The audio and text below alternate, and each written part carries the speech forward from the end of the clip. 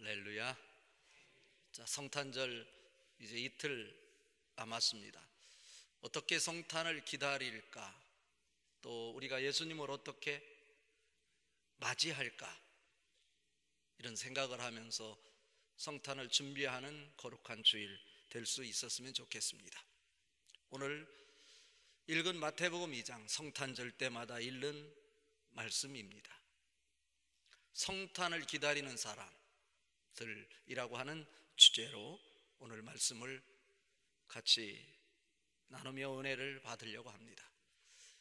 아기 예수가 이 땅에 탄생된다라고 한 것은 그냥 우연히 나타난 것이 아니라 구약의 선지자들로부터 이미 예수님이 탄생하시기 700년 전에 이미 이사야 선지자를 통해서 예언된 말씀이 성취되어지는 것입니다.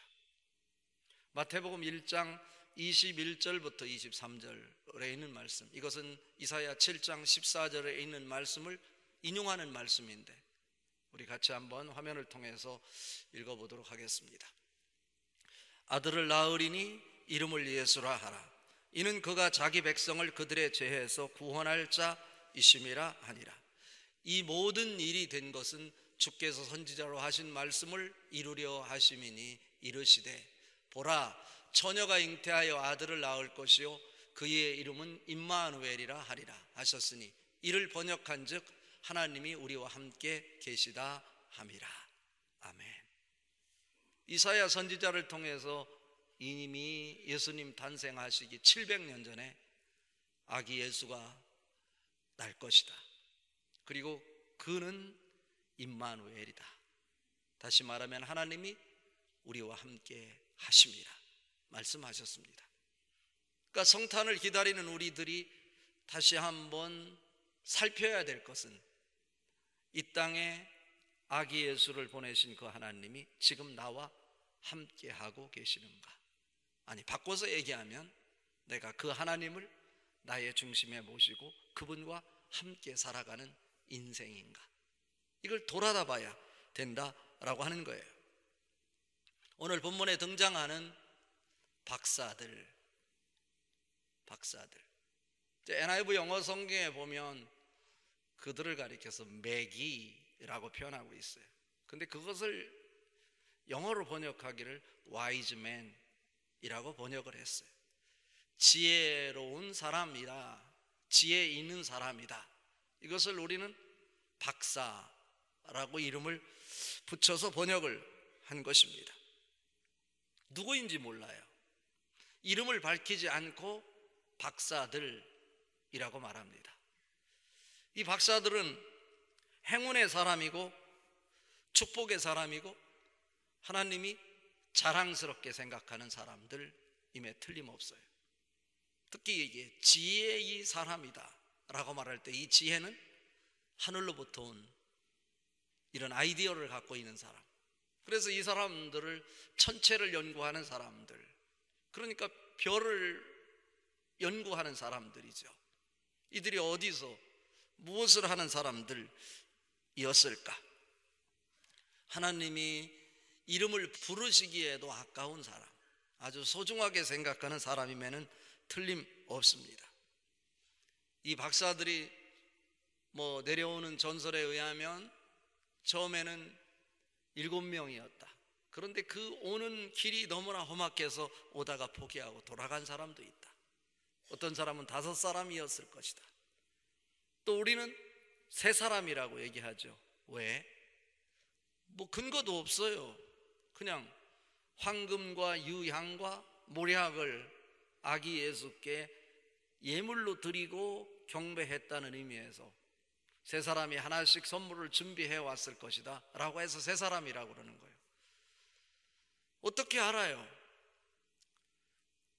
2사람이 그 3가지를 가지고 와서 드렸는지 어떻게 알아요? 그거는 성경에 어디에도 나와 있지 않아요. 다만 오늘 읽은 말씀 1절과 7절에 근거해서 성경은 박사들이라고 해요. 한 사람은 아니고 2사람 이상의 사람이었을 것인데, 여기서 중요한 것은 이들이 몇 사람이었느냐가 전혀 중요하지 않아요. 이들이 한 방향을 향해서 걸어가고 있었다라고 하는 거예요. 다시 말하면 그들은 예수님을 만나기 위해서 수천리길, 어쩌면 수만리길을 걸어가고 있었던 것입니다.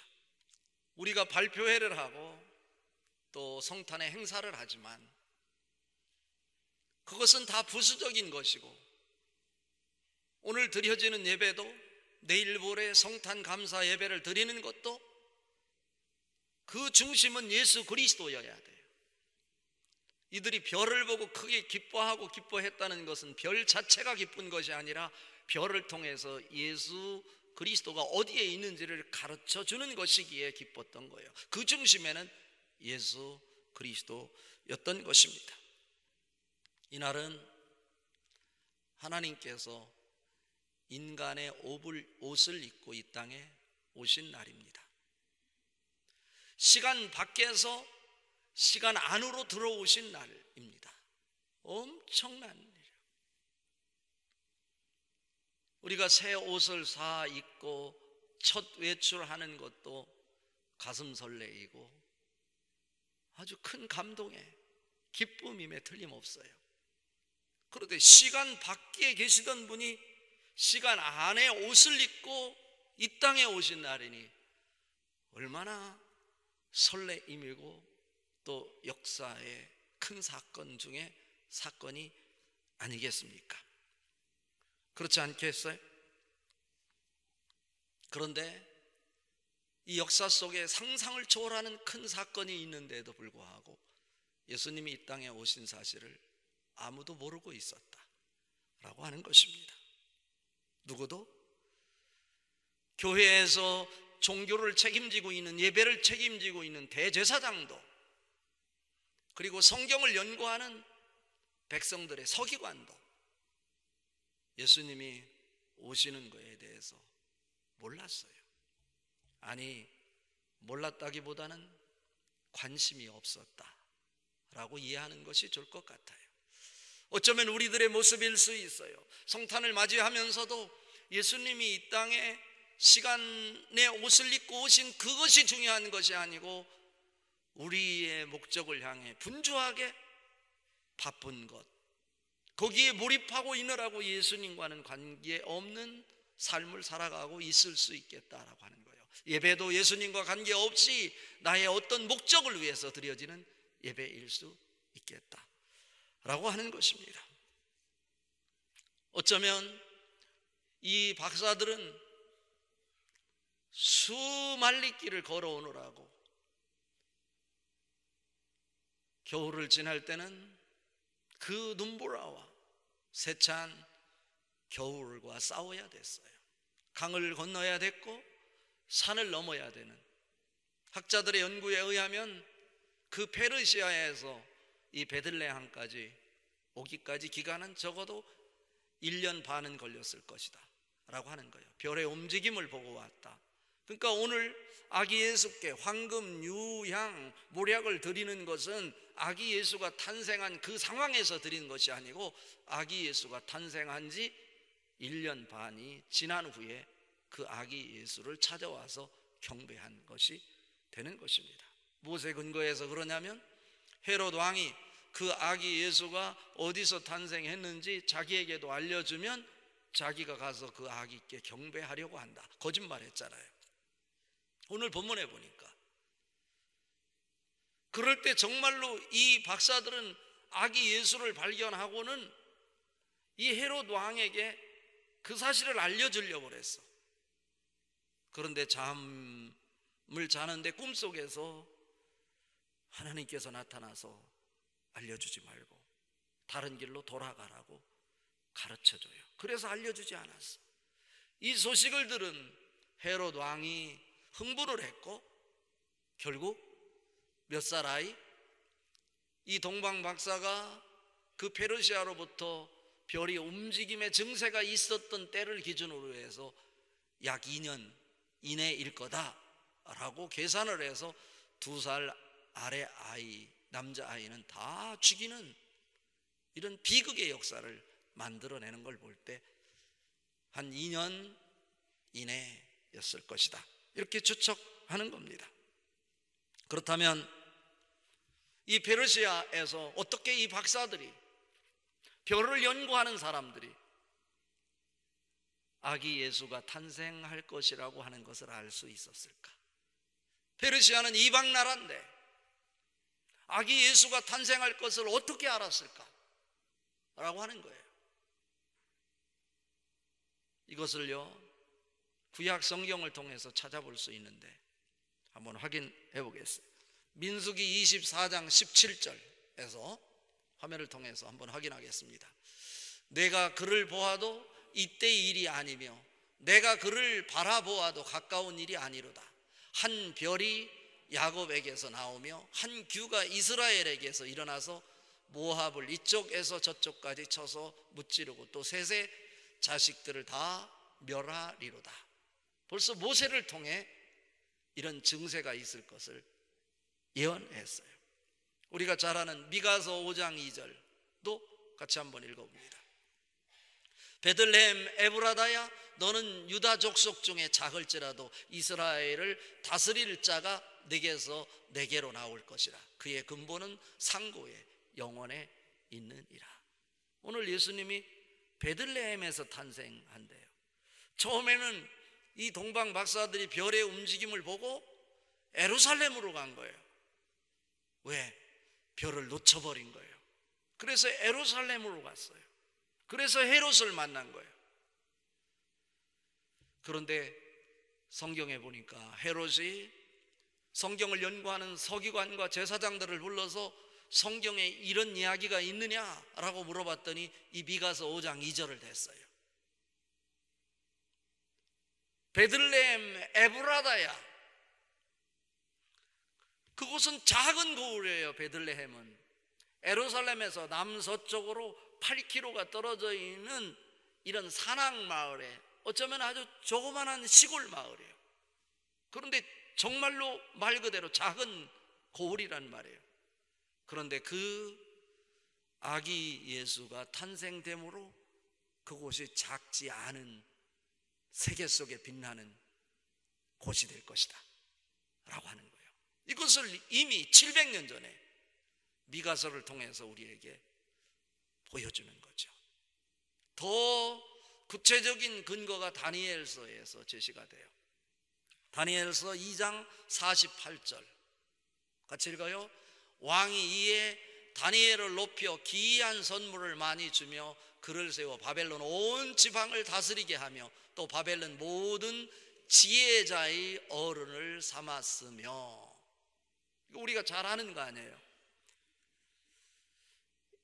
예루살렘이 바벨론의 느부갓네살 왕에 의해서 BC 605년 와서 귀족들과 귀족들 자녀들을 포로로 잡아가고 있을 때 여호야김 왕이 끌려가고 이러는 상황 속에서 다니엘이 함께 바벨론으로 포로로 잡혀가요. 다니엘 친구와 함께. 다니엘은 한 16살 먹은 청소년이었는데 사춘기 시절에 그가 이방 나라로 포로로 잡혀가 자기가 꿈꾸었던 거 다 깨지는 줄 알았는데 하나님께서는 그곳에서도 다니엘을 외면하지 않고 다니엘과 함께 하셨어요. 느부갓네살이 꿈을 꾸는 것, 그 지혜자들이 해석하지 못할 때 다니엘을 통해서 그 꿈을 해석하게 하셨어요. 이 꿈을 해석하는 것이 어디에서 왔냐? 하늘의 지혜로부터 왔다라고 하는 거예요. 그런 일을 할 수 있었던 것, 다니엘은요, 왕이 바뀜에도 불구하고 그 나라의 제2인자로 하나님이 함께 하시는 하나님의 사람이라는 것을 멋지게 보여줬던 사람이죠. 그가 그런 일을 할 수 있었던 것은 다른 것이 아니라 He has excellent spirit 라고 나와요. 다시 말하면 탁월한 영이 그에게 있었는데 그것이 뭐냐면 하늘의 지혜였었다. 어린 나이였음에도 불구하고 그 당시에 최고의 학문을 자랑하던 바벨론의 지혜자들도 감히 어린 다니엘을 따라잡을 수 없었다. 그래서 다니엘을 오늘 다니엘서 2장 48절에 보니까 그 바벨론의 수많은 지혜자들 위에 다니엘을 세웠다라고 말하고 있어. 그렇다면 다니엘은 무엇을 알고 있었을까요? 앞에서 말한 한 별을 통해서 이 땅에 메시아가 탄생할 것을 알고 있었을 거라는 거죠. 그럼 지혜자들 위에 군림하면서 그 나라를 통치하며 천체를 연구하고 그 나라의 앞날을 걱정하며 기획을 세우는 그 일에 참여하고 있었던 다니엘이 함께 연구하던 자기의 지혜자들에게 그 성경의 이야기를 하지 않았을까? 했을 거라는 거예요. 그럼 그 지혜자들은 자기들의 상사인데 별을 통해서 메시아가 나타날 것이다, 그 천체를 연구하는 사람들에게 다니엘을 통해서 전달되었을 것이고, 이들은 다니엘 이후에도 끊임없이 그것이 전수가 되어 별을 바라보고 주목하고 있었을 것이다 라고 하는 거예요. 때가 되어서 다니엘 이후에 500년이 지난 이 시점에서요, 이 지혜자들, 여기서 말하는 지혜자들을 오늘 성경에서 박사들이라고 번역한 거예요. 그 일에 함께 동참했던 다니엘을 통해서 별을 통해 메시아가 탄생될 것을 전달했고, 그것을 알고 가슴속에 두었던 이 박사들이 별의 움직임을 보고 정말 이상하다 이거예요. 그냥 보통 별이 아니고 선명하게 그들에게 확신을 줄 수 있는 움직임으로 별이 보였다라고 하는 거죠. 알 수 있잖아요. 우리가 한순간에 매일 보는 별의 움직임과 다르게 전혀 갑자기 어느 날 아주 신비함으로 움직여서 우리로 하여금 이것은 보통 일이 아니다, 새로운 무슨 징표다라고 하는 것을 선명하게 사인으로 보여주는 것이 그들에게 보였다는 거예요. 그래서 그들은 아기 예수가 탄생하는 신호다 라고 하고서 그곳을 떠나서 별의 움직임에 따라 이 수말리 길을 걸어오게 되었다. 3명이 되었든 5명이 되었든 그들은 그래서 그곳을 떠나게 됐다. 오늘 이 말씀을 통해서 이 박사들의 움직임, 행동을 통해서 우리에게 전달하고 싶은 하나님의 마음이 뭘까? 라고 하는 거죠. 첫 번째로,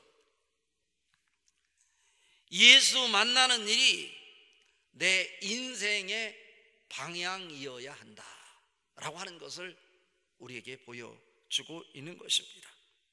오늘 읽은 말씀 1절 2절 말씀 같이 읽어봅니다. 헤롯 왕 때 예수께서 유대 베들레헴에서 나심에 동방으로부터 박사들이 예루살렘에 이르러 말하되 유대인의 왕으로 나시니가 어디 계시냐? 우리가 동방에서 그의 별을 보고 그에게 경배하러 왔노라 하니 라고 말하고 있어요. 이 박사들이 하는 일이 뭡니까? 박사들은 보통 사람이 아니에요. 그 나라에 대해서 요즘으로 얘기하면 대통령의 자문위원 역할을 하는 사람들이요. 그리고 그 자문위원보다 더 큰 권력을 가지고 있었던 것이, 중요한 직무를 가지고 있었던 것이 뭐냐면, 대통령이 공석일 때 이 나라를 이끌 대통령을 누구로 세울 것인지 이 박사들이 모여서 결정하는 권한을 가지고 있었어요. 그러니까 나라의 앞날을 좌지우지하는 일에 그 중심 역할을 하고 있었던, 이런 위치에 서 있었던 사람이 여기서 박사들이었다라고 하는 거예요. 그렇다면 이 박사들이 서 있는 그 위치가 어떨까? 그들은 권력을 가지고 있었어요. 그들은 명예를 가지고 있었어요. 사회적 하이 포지션을 가지고 있었어요. 당대의 최고의 모든 사람이 부러워하고 자랑스러워할 만한 가문의 영광인 그 자리가 바로 박사들의 위치였다라고 하는 거예요.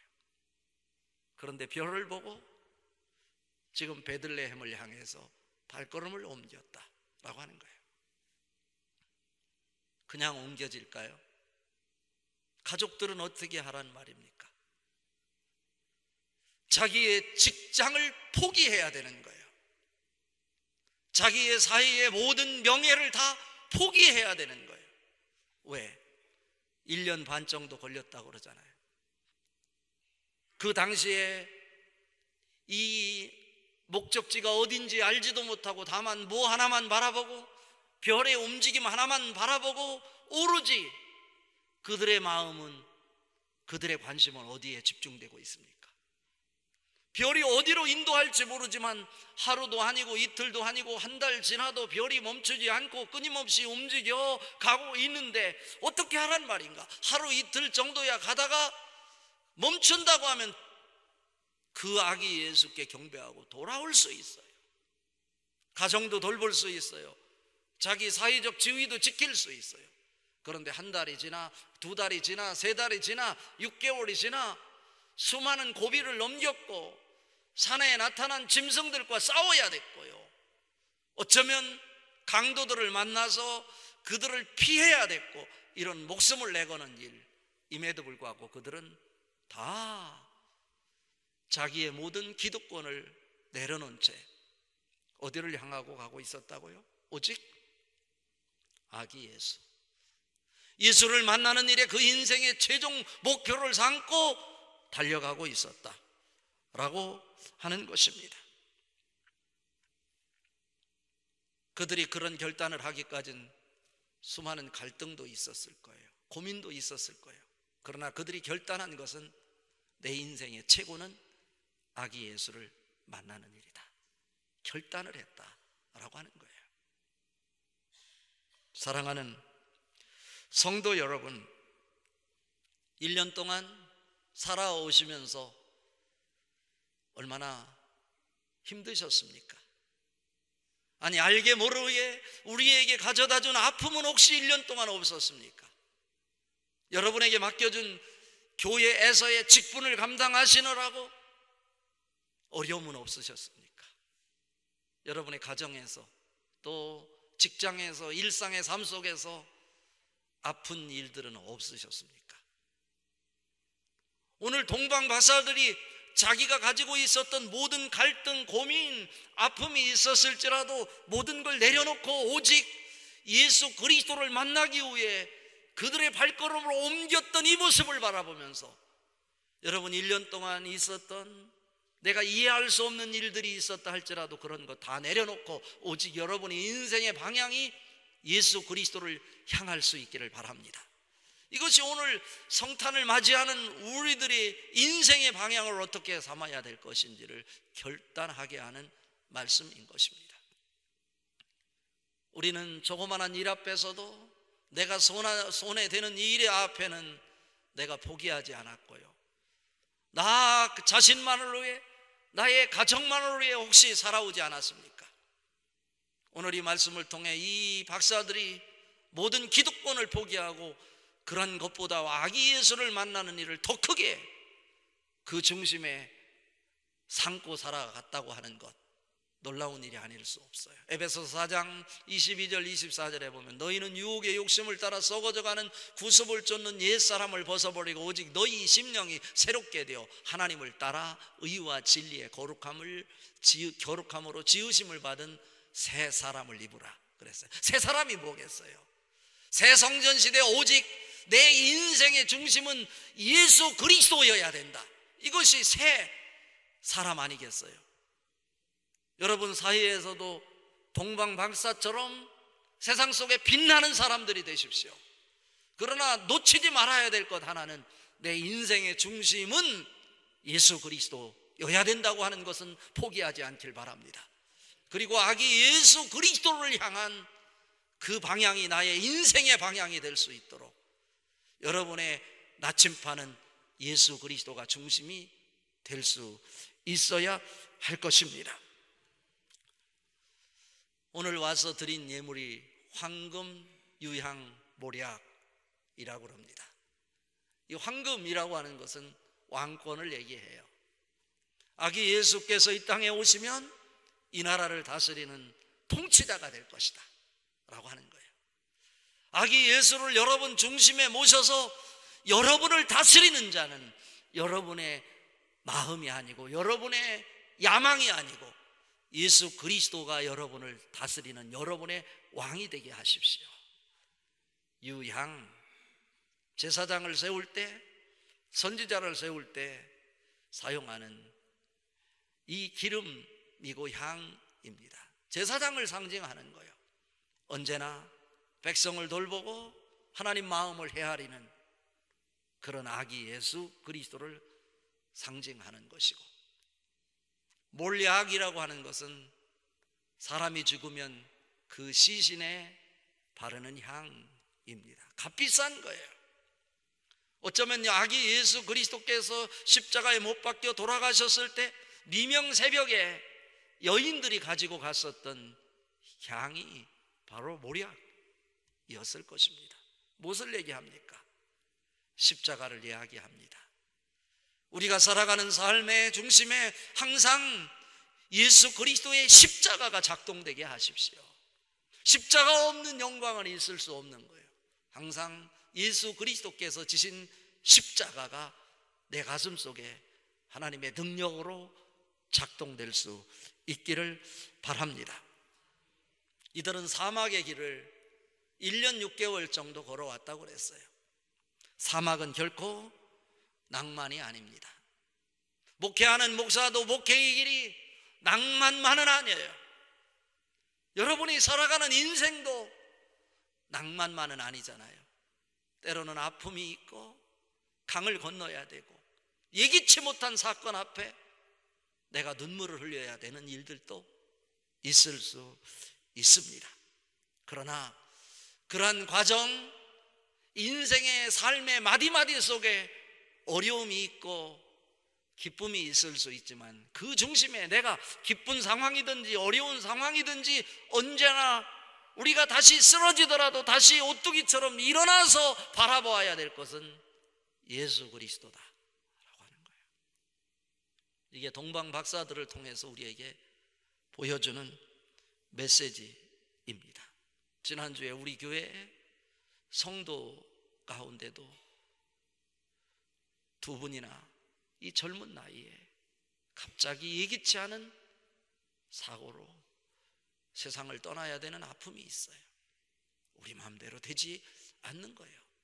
이런 상황 속에서도 오직 우리의 시선은 예수 그리스도여야 된다. 이것을 잘 마무리하고 크리스마스를 맞이할 수 있는 여러분 될 수 있기를 바랍니다. 오늘 사건을 통해서 또 하나 보여주는 것은 뭐냐면 우리의 시선이 인생의 방향이 예수 그리스도이되 우리가 머리 숙여 경배할 대상도 예수 그리스도여야만 된다라고 하는 것입니다. 자, 오늘 읽은 말씀 8절과 11절 두 절 같이 읽습니다. 베들레헴으로 보내며 이르되 가서 아기에 대하여 자세히 알아보고 찾거든 내게 고하여 나도 가서 그에게 경배하게 하라. 11절 집에 들어가 아기와 그의 어머니 마리아가 함께 있는 것을 보고 엎드려 아기께 경배하고 보배압을 열어 황금과 유향과 모략을 예물로 드리니라. 여기서 중요한 메시지가 있어요. 별을 잃어버렸다가 예루살렘으로 들어가서 헤롯을 만났고 그래서 잠시 이 박사들이 당황을 했어요. 그런데 다시 그들에게 별이 나타나서 그들을 인도했어요. 베들레헴 아기 예수가 계신 그곳쯤에서 선명하게 별이 반짝이면서 멈췄어요. 그들이 그 별을 보는 순간 바로 이곳이다 라고 하는 것을 알아차릴 수 있어요. 주변을 둘러보니 거기에 한 집이 있었어요. 그곳에 들어가 보니까 거기에 누가 있었다고요? 누가 있어요? 아기와 그의 어머니 마리아가 함께 있는 것을 보았다라고 하는 거예요. 마리아가 있어요. 아기도 있어요. 거기에 다른 것은 없었겠어요? 오늘 강조하는 것은 아기와 마리아를 표현하고 있어요. 그런데 이 박사들은 누구에게 경배했다는 거예요? 거기에 수많은 것들이 환경이 있었지만 그 환경을 경배의 대상으로 삼지 않았다는 거예요. 아기 예수를 이 땅에 태어나게 한 마리아도 경배의 대상이 아니었다고 하는 거예요. 중요한 것은 아기 예수께 주목했고 아기 예수께 엎드려 경배했다라고 하는 것이죠. 여러분, 세상을 살아가면서 아기 예수가 아닌 다른 것들에 무릎 꿇는 일이 없기를 바랍니다. 세상의 것들에 세상 앞에 무릎 꿇지 않기를 바랍니다. 우리가 경배할 대상은 오직 예수 그리스도이십니다. 그분께만 엎드려 경배하는 여러분 될 수 있기를 바랍니다. 세상을 사랑하는 사람은 아기 예수를 경배하는 자 아닙니다. 예수님보다 세상을 더 좋아하는 사람들 아기 예수를 경배하는 것이 아니고 세상을 경배하는 것입니다. 자녀의 인생의 목숨을 거는 사람들 아기 예수께 경배하는 모습 아닙니다. 자녀 앞에 무릎 꿇는 것입니다. 성공에 목숨 거는 일 중요하긴 하지만 그것이 아기 예수보다 더 커서는 안 되는 것입니다. 어떤 것도 아기 예수보다 더 커서는 안 되는 거예요. 디모데전서 2장 5절에 보면 하나님은 한 분이시요 또 하나님과 사람 사이의 중보자도 한 분이시니 곧 사람이신 그리스도 예수라 그랬어요. 하나님과 우리를 연결해 주실 수 있는 분은 오직 한 분이에요. 우리의 자녀도 아니에요, 성공도 아니에요, 물질도 아니에요. 오직 아기 예수 그리스도 한 분이시다. 이 사실을 꼭 기억할 수 있기를 바랍니다. 그래서 사도행전 4장 12절에서는 다른 이로서는 구원을 얻을 수 없나니 천하 인간의 구원을 얻을 만한 다른 이름을 우리에게 주신 일이 없음이니라 그랬어요. 우리를 구원하실 이는 오직 예수 그리스도 한 분밖에 없습니다. 요한복음 14장 6절 예수께서 이르시되 내가 곧 길이요 진리요 생명이니 나로 말미암지 않고는 아버지께로 올 자가 없느니라 분명히 말씀하셨어요. 오직 여러분 인생에 어떤 상황, 어떤 사건, 여러분 시선을 사로잡는 것 있다 할지라도 여러분의 시선을 사로잡는 유혹 앞에 무릎 꿇는 것이 아니라 오직 예수 그리스도에게만 무릎 꿇어 그분만 경배하는 여러분 인생 될 수 있기를 바랍니다. 이것이 바로 행복이요. 저는 성탄을 맞이하면서 어떤 것이 참다운 성탄인가를 묵상하는 가운데 저에게 떠오른 메시지는 이런 거예요. 성탄을 맞이하는 게 중요한 것이 아니고 성탄은 그분이 내 안에 오셔서 태어나시는 사건이 있어야 성탄이다 라고 하는 거예요. 이미 여러분 속에 오셔서 여러분 속에 탄생하셨지만 다시 한번 이 성탄을 지나면서 내 속에서 아기 예수가 탄생하도록 하십시오. 그분이 살아서 여러분 속에 생명이 되도록 하십시오. 그분이 여러분 속에 태어나셔서 여러분 삶을 주도하게 하십시오. 이것이 바로 성탄을 맞는 우리들의 가장 중요한 핵심이 아닐까 저는 생각을 해봅니다. 그러니까 아기 예수가 이 땅에 2000년 전에 태어난 것이 중요한 것이 아니라 이제는 성령으로 부활의 영이 여러분 속에 태어나실 수 있도록 재림 예수가 여러분 속에 오실 수 있도록 여러분 마음을 그분의 집으로 준비할 수 있기를 바랍니다. 결론입니다. 예수를 만난 사람은 하나님의 지시함을 받고 살아가는 사람입니다. 오늘 읽은 말씀 10절 12절 두 절 같이 한번 읽습니다. 그들이 별을 보고 매우 크게 기뻐하더라. 12절 그들은 꿈에 헤로데게로 돌아가지 말라 지시함을 받아 다른 길로 고국에 돌아가니라. 만약에 이 박사들이 헤롯의 말대로 그들이 예루살렘으로 다시 돌아가서 베들레헴의 아기 예수를 우리들이 만나고 경배하고 왔습니다, 왕도 가서 경배하시죠 했더라면 이 박사들은 헤롯 왕에게 의해서 죽임을 당했을 거예요. 아기 예수도 죽임을 당했을 거예요. 그런데 그 일이 있을까 봐 그날 저녁에 하나님께서 서둘러서 천사들을 보내서 그들을 지시했다고 그랬어요. 지시했다. 그들을 지시해서 어디로 돌아가지 말라. 영어 성경에 보면 뭐라고 표현하고 있냐면 having been warned라고 나와요. 이것은 경고했다는 거야. 아주 긴급해서 막 경고해서 가르쳤다는 얘기인데, 여기서 현재 분사형을 쓰고 있잖아요. 지금까지 경고한 것이 끝나지 않고 지금도 진행되고 있다는 거예요. 그래서 그들이 예루살렘으로 돌아가려고 했는데 자고 일어나서 일찍 가서 헤로데에게 알려주려고 했는데 그리로 가지 말라 지시함을 받고 다른 루트를 통해서, 다른 방식을 통해서 자기 고향으로 돌아갔다라고 오늘 12절의 말씀의 결론을 이야기하고 있어요.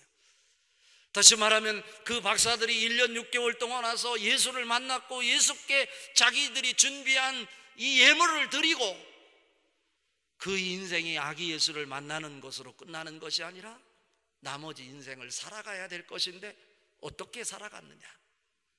하나님의 지시함을 받고 그들의 인생의 발걸음을 다시 걷기 시작했다라고 하는 거예요. 아기 예수를 만난 사람은 하나님의 지시함을 받는 사람이어야 된다. 여러분의 원하는 대로 인생을 살아가지 말기를 바랍니다. 하나님이 지시하는 대로 하나님의 음성을 듣고 말씀 붙잡고 하나님이 원하시는 방향을 향해 살아갈 수 있는 여러분 될 수 있기를 바랍니다. 이것이 바로 하나님의 사람들의 모습인 거예요. 하나님은 하나님을 만난 사람들에게 행복의 길을 제시하여 준다라고 하는 거예요. 그 길은 형통의 길입니다. 그 길은 행복의 길입니다. 그 길은 하나님이 준비하신 하나님의 길입니다.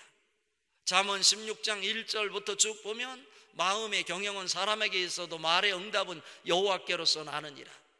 사람의 행위가 자기 보기에는 모두 깨끗하여도 여호와는 심령을 감찰하시느니라. 너의 행사를 여호와께 맡기라. 그리하면 내가 경영하는 것이 이루어지리라.